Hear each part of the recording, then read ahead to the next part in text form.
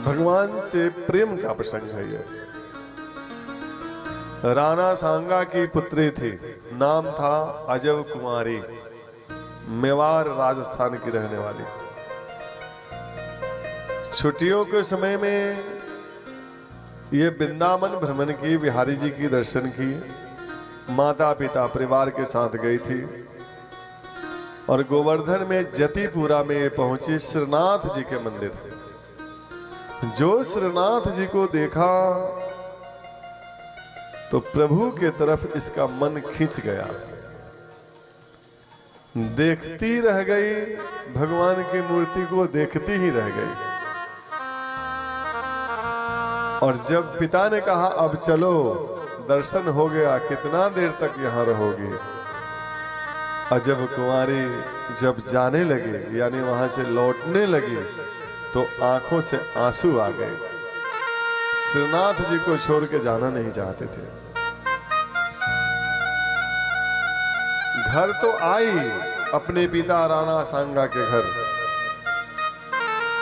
लेकिन आते ही तबीयत खराब हो गई। 15 दिन निकल गए।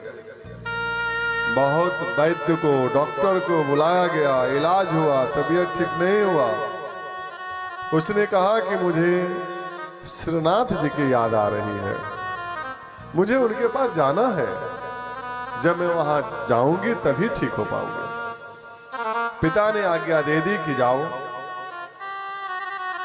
तुम वहां पर रहो,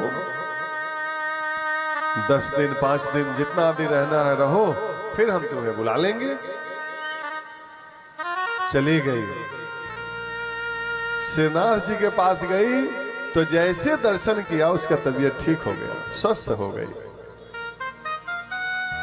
वहां के गोस्वामियों से पूछा, मंदिर के पुजारियों से पूछा कि ये बताइए कि श्रीनाथ जी को रिझाना हो, इनको मनाना हो, इनको प्रसन्न करना हो तो हमें क्या करना चाहिए। पुजारियों ने कहा कि सुनो, जो आप कला जानती हो उस कला से इनको आप रिझा लो, इनको आप अपने तरफ आकर्षित कर लो। जो कला आप जानती हो, जो भी आप जानते हैं, उससे उनको रिझाओ। आप गाना जानते हैं तो गीत गाओ, आप कीर्तन अच्छा करने चाहते हैं और ये जानते हैं तो कीर्तन करो। जिस प्रकार से आप प्रभु को प्रसन्न कर लो वही काम करो जो आप अच्छे तरीके से जानते हो। तो इसने कहा कि हम चौसर खेलना अच्छे तरीके से जानती हैं, क्योंकि राजा की बेटी थी।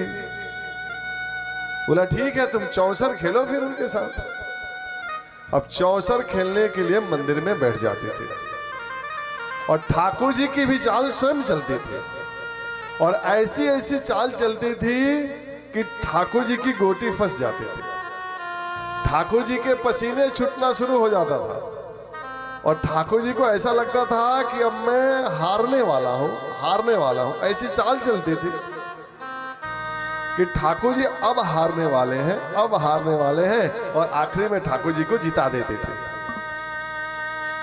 फिर ठाकुर जी मुस्कुराने लगते थे। अब मूर्ति से मुस्कान दिख रहा है, वहां के पुजारी लोग भी देखते थे और अजब कुमारी भी देखती थी। ऐसे ही रोज चौसर खेलती थी, मन में ये ठान लेती थी कि आज इनको हरा देंगे, और ऐसी चाल चलती कि ठाकुर जी हारने वाले ही होते थे, तब तक आखिरी चाल पर ठाकुर जी को जिता देती थी। अब समय निकल गया, पिता ने संदेश भेज दिया, सैनिकों को भेज दिया कि हमारी बिटिया को लेकर के आओ। जब जाने को हुआ तो फिर रोने लगी, जाना नहीं चाहती थी श्रीनाथ जी को छोड़ करके। और वहां जाने के समय में कहा कि एक बार और इसके साथ खेलूंगी, और आज तो मैं इसे हरा करके ही जाऊंगी। खेलने के लिए बैठी, चौसर की चाल चलना प्रारंभ किया और उस चौसर की चाल चलते चलते इसने मन में ठान लिया था कि आज इसे हराऊंगी जरूर। ठाकुर जी के मूर्ति से पसीने आना शुरू हो जाते थे जब उनकी गोटी फंसती थी। ठाकुर जी सोचते कि आज तो अब हारने वाला ही हूं। और खेलते खेलते उस दिन भी, आखिरी दिन भी ठाकुर जी को उसने जिता दी। और आंख में आंसू लेकर तुरंत मंदिर से जो बाहर निकली, मूर्ति से ठाकुर जी निकल के उसके हाथ पकड़ लिए।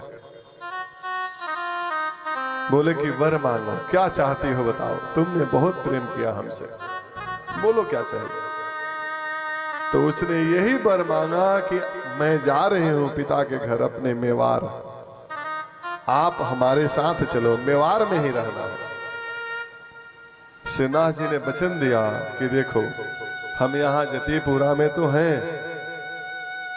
तो रात को मैं यहाँ चला आया करूंगा और दिन में तुम्हारे मेवाड़ में ही रहूंगा। रोज तुम चौसर खेलना मेरे साथ। और आज भी मेवाड़ में श्रीनाथ जी का पूरा दिन रहना होता है और रात्रि में श्रीनाथ जी रहते हैं गोवर्धन। तो भगवान तो प्रेम को समझते हैं, भगवान तो आपके भाव को ग्रहण करते हैं। बस भगवान को आपका भाव चाहिए कि आप किस भाव से भगवान को रिझाना चाहते हैं।